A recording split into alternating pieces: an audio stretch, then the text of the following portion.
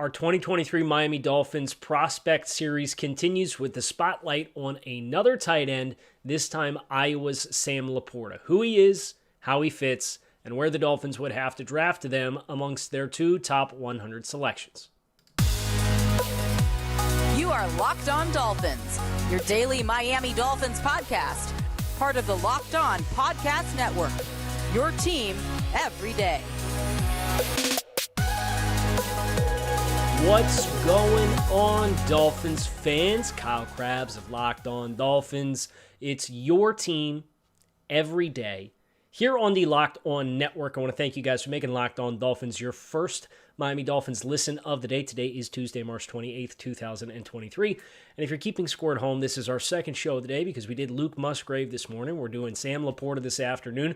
We are pedal to the metal for the 2023 NFL Draft. The Dolphins don't have a ton of picks, but they have a couple of needs, and they got two top 100 selections, and that's enough for me to be super thorough and push my way through as many prospects as we can as viable candidates to fill those needs to make sure we are prepped for draft weekend. So with that in mind, we're going to continue our 2023 Miami Dolphins Prospect Spotlight Series here today on Locked On Dolphins.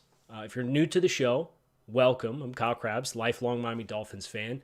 About a decade in the draft space, transitioned to Locked On full-time. Locked On NFL Scouting with Joe Marino as the Draft Dudes is my other venture as things currently stand. And I'm excited to dive into Sam LaPorta, who's a really fascinating study of tight ends, for both versus the Iowa pedigree of tight ends and the other tight ends that we've covered already between Luke Musgrave and Brenton Strange. So you can find Locked On Dolphins wherever you listen to your favorite podcast or on YouTube.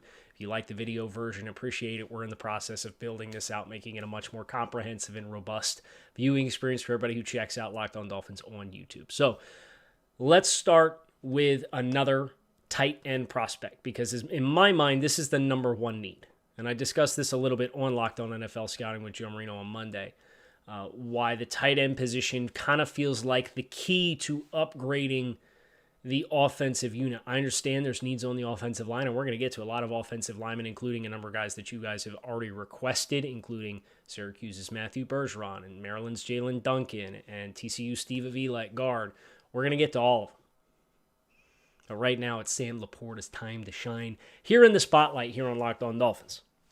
Sam LaPorta is a tight end from the University of Iowa, and if you have kept track with University of Iowa tight ends over the last 5, 6, 7 years, you got George Kittle, Noah Fant, and TJ Hawkinson is a really nice 1, 2, 3, and then a slew of complementary tight ends that have come throughout the NFL draft throughout those course of years as well. Iowa is renowned for their wide zone rushing offense. They are renowned for their NFL readiness on the line of scrimmage. They don't have good quarterback play. I'm going to be completely honest.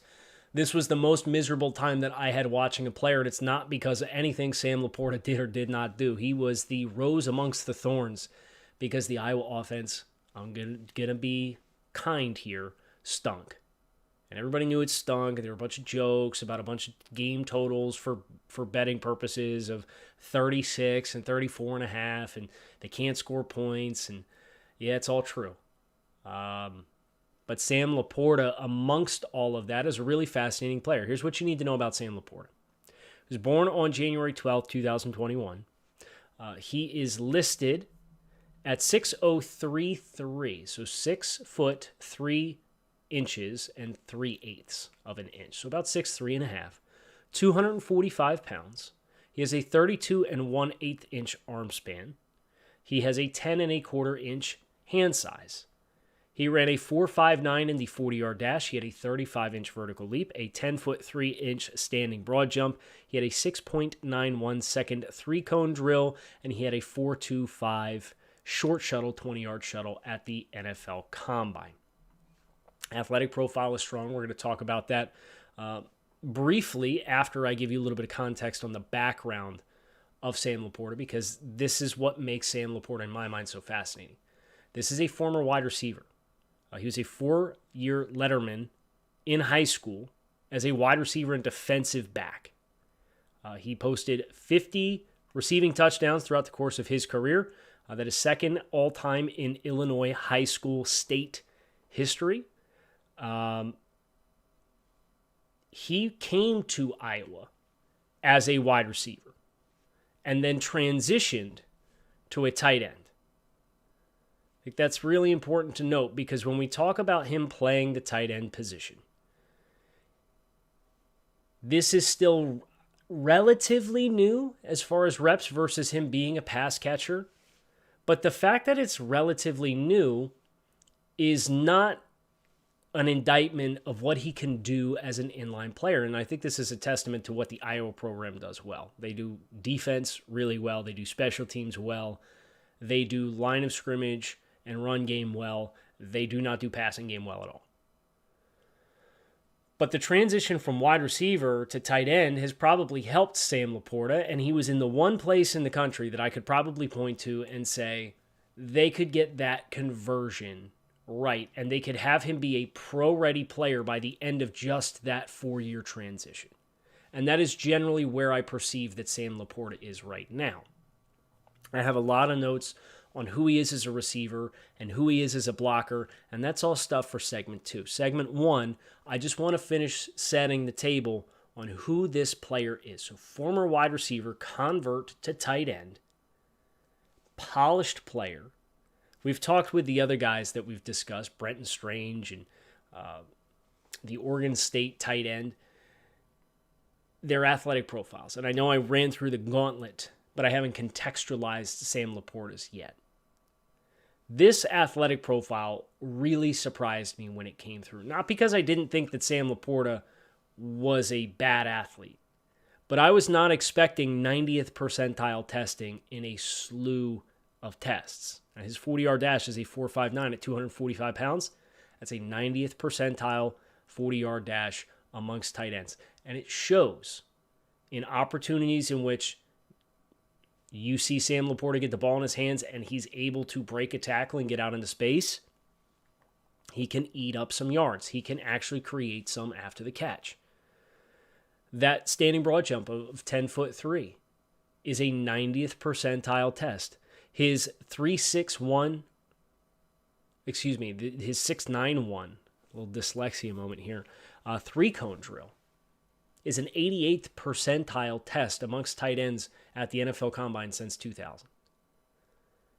These are tremendous numbers, and they're indicative of different things. This is not just, he's explosive and runs fast in straight lines. The 3-cone drill is all about agility and running in a 3-dimensional plane and change of direction skills. Even his 20-yard shuttle, his short shuttle, that was a 78th percentile test. There is a bunch of evidence that Sam LaPorta and his former wide receiver background still exists under the surface of what is effectively a bulked up body for the sake and for the purpose of playing the tight end position and being capable of doing the other taxing things that are required of that position that are not catching the football and running routes. So if I were to put him on the spectrum of the tight ends that we have spotlighted thus far, he's more condensed than both of the 2 tight ends that we've previously covered. He is arguably the best athletic profile out of the group. Now, his vertical jump wasn't quite 36 and a half inches, and we've covered 3 good athletes to this point in this series. But I think this is the best blend of athletic profile and stature for the position that I really like. Now, do you love the fact that amongst tight ends that have come through the NFL Combine since 2000, he's 23rd percentile in height and 17th percentile in weight and 16th percentile in arm length? No. So if you're looking for a prototype build at the position, he's not going to check the box. But I think when you watch the film, you can find enough comfort in what Sam LaPorta is to feel as though that without the prototypical size and stature at his disposal, he's still a viable player and a strong candidate for the Dolphins to draft to add to their tight end room. We're going to talk about how he fits the Dolphins after we talk about the NCAA tournament heating up There's no better place to get in on the action than FanDuel, America's #1 sportsbook. That's because right now FanDuel is giving new customers a no-sweat first bet up to $1,000 in bonus bets if your first bet does not win. How's that for peace of mind? Just go to FanDuel.com/lockedon and sign up today to claim your no-sweat first bet. And you can wager on everything from the money line to point spreads to which team will be cutting down the net and everything in between, all on an app that is safe, secure, and super easy to use. So don't miss your shot on a no-sweat first bet up to $1,000 when you join FanDuel today. Just go to FanDuel.com/lockedon to sign up. Make every moment more with FanDuel.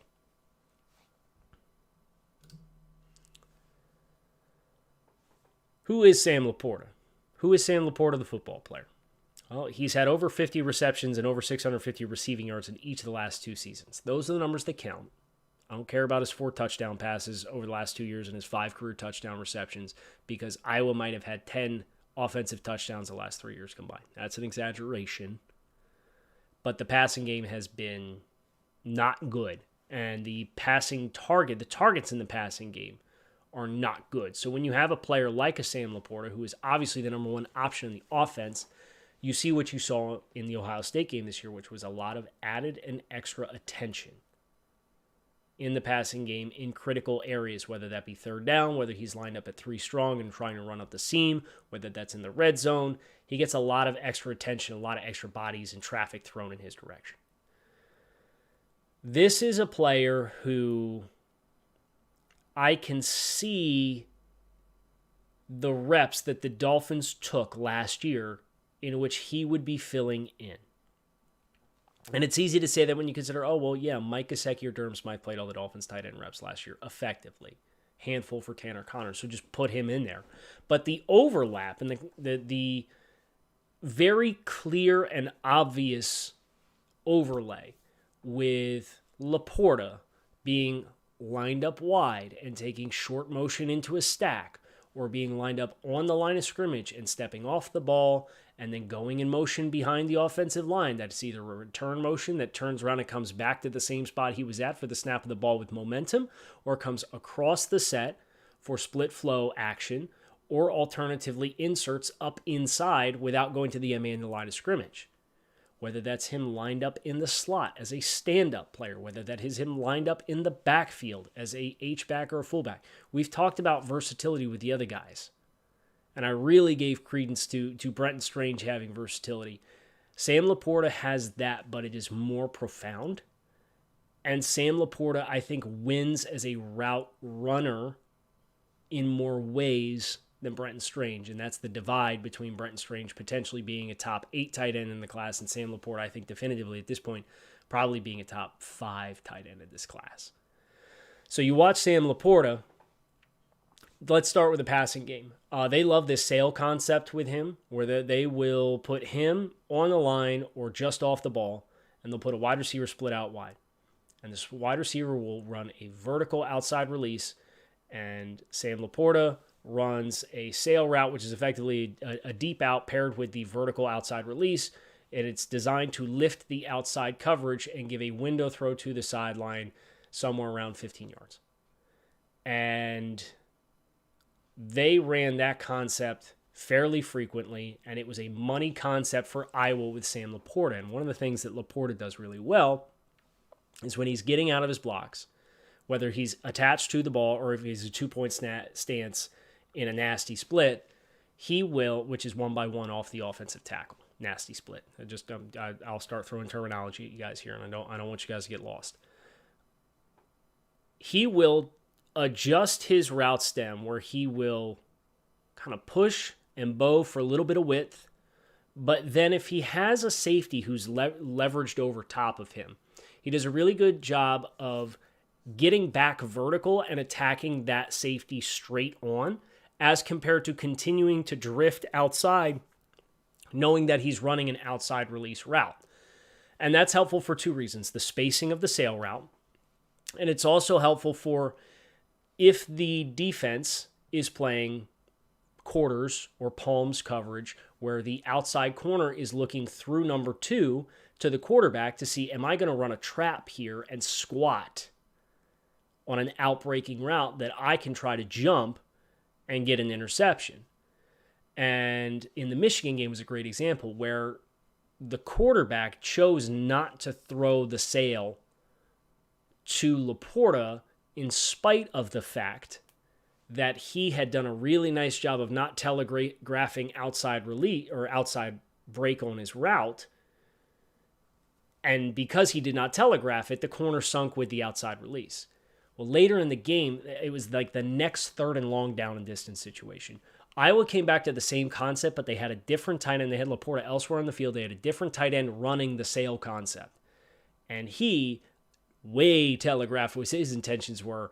And the corner for Michigan, number 5, DJ Turner, saw it, squatted, and almost had a pick six, but the tight end was able to collision the ball in DJ Turner's hands just enough to break up the pass. So it was a nice like foil of like, here's Sam LaPorta doing a concept, and here's somebody else who's sloppier doing the same concept, and the difference in what it will tell the defense. I thought that was a really great example. I think about Sam LaPorta, the fluidity at the top of the route is really something. Whether he's running in-breaking routes, out-breaking routes, shallow breaks, sharp breaks, that former wide receiver background for him really shines. He's really efficient with his feet, and he's really smooth with unlocking his hips so that he can flip himself around and he doesn't end up drifting up the field and creating windows in man coverage or in soft or zone match for somebody to jump and drive when they read the break and undercut Sam LaPorta. He keeps these windows pretty crisp for their quarterback to make sure he is going to be the first player to intersect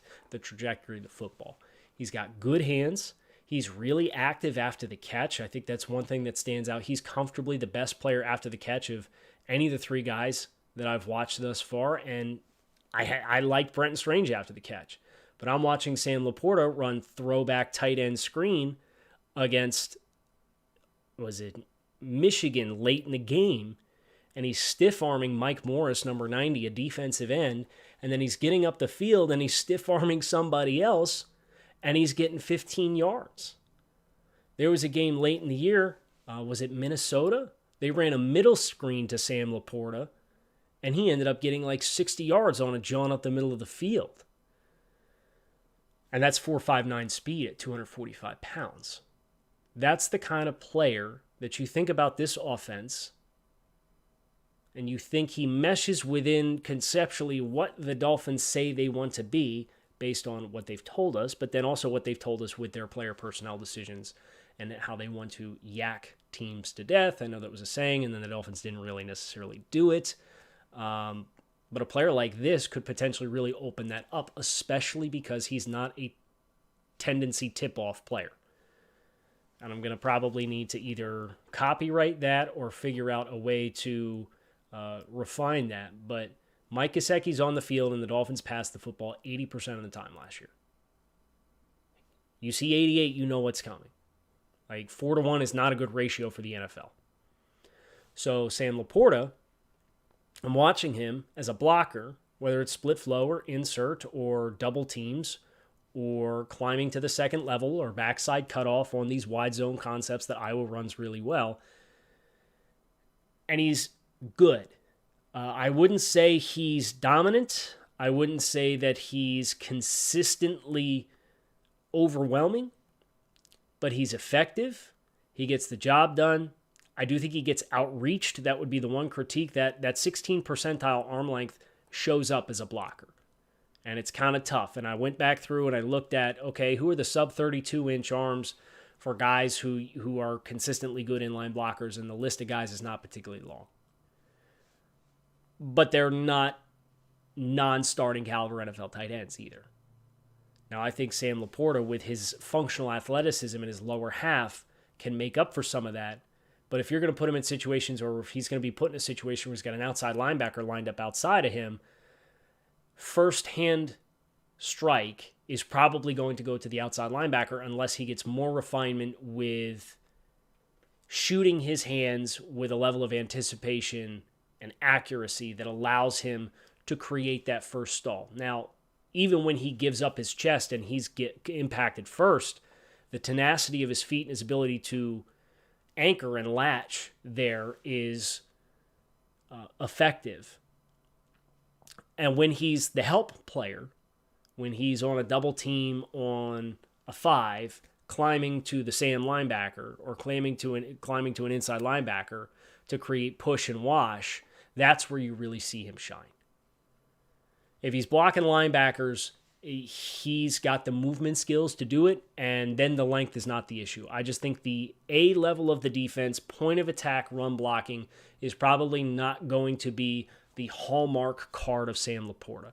But I think he's a better blocker than anybody the Dolphins have on the roster right now, or anybody the Dolphins had on the roster last year at tight end. So that's a step in the right direction. And I think his stylistic fit is that in which it meshes within who the Dolphins want to be. And I think that's a very valuable place to be when we've been questioning how this tight end room is going to evolve for the Dolphins.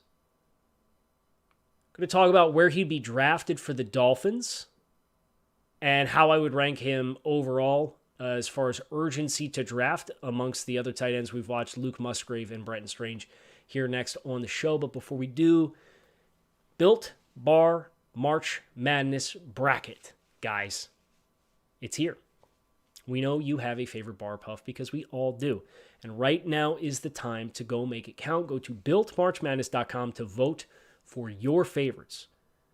50 lucky Locked On listeners who do participate in Built March Madness will be sent a free box of Built if they win the drawing. So you get put in the drawing if you participate in Built March Madness, and if you win, you're one of the 50 winners who get a free box of Built. And one lucky listener will win a 12-month subscription to Built to have Built's best bars or puffs delivered directly to their door. You have to try Built. It's the best protein bar ever. High in protein, high in fiber, low in calories, low in sugar. They have 100% chocolate on all of their bars. It's a life hack you didn't know you needed. Absolutely, positively delicious. So go to BuiltMarchMadness.com right now and vote on your favorite bar puff and pick up a box while you're there. You can vote every day in March.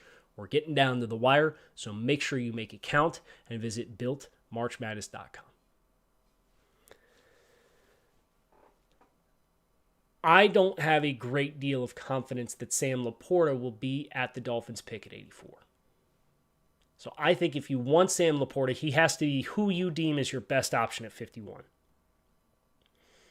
I hate that it feels like the Dolphins have put themselves into a position where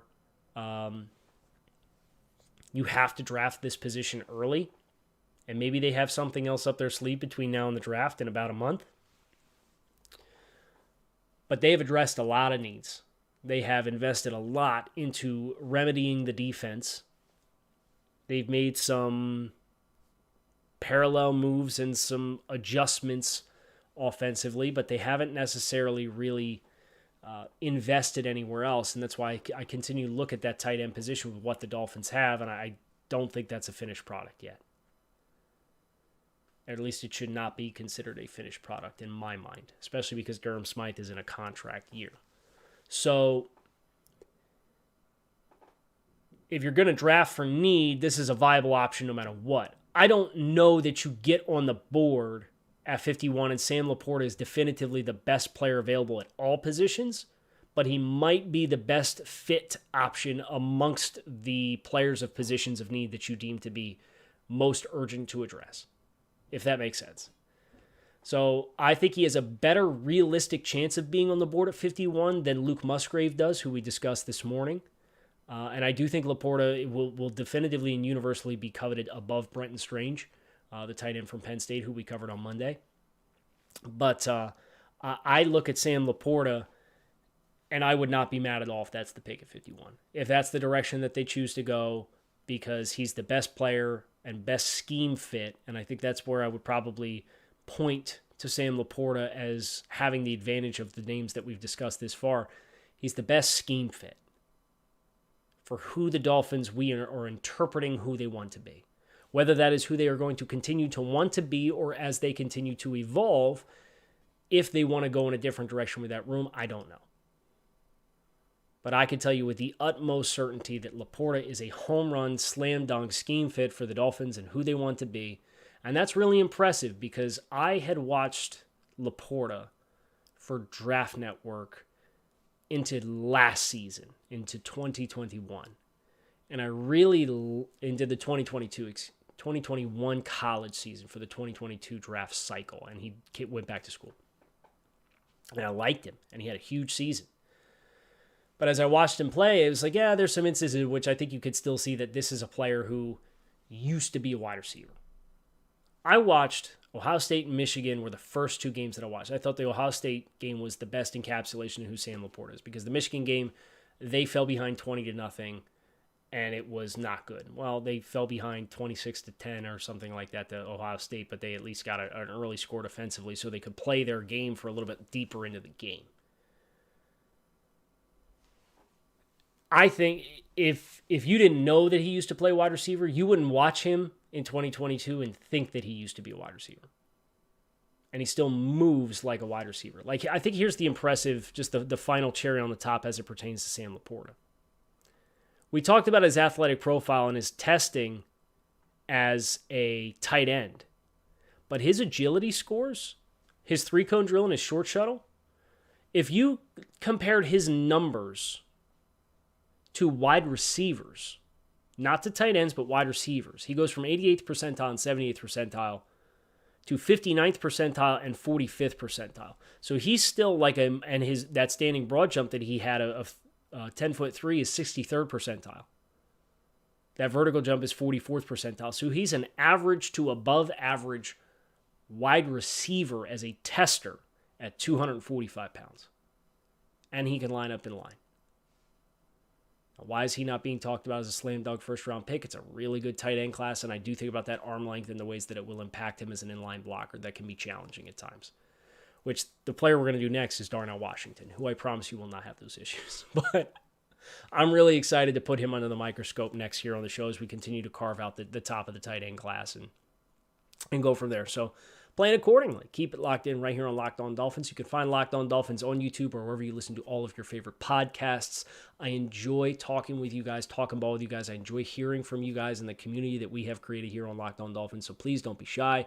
Feedback, suggestions, things you want to hear me talk about, prospects you want to hear me talk about at a certain position. We're going to get Zach Kuntz. We're going to get the whole gambit at tight end. We're really going to exhaust this position group because I think the Dolphins are going to draft one early. So we'll go all in on that capacity, which is why you're getting a double dip today. Hope you guys enjoyed it. A little bit of a surprise. Go make Locked On NFL Scouting your second listen of the day. Fins up. Appreciate you guys checking out the show. Make it a great rest of your day, and I'll talk with you all again tomorrow.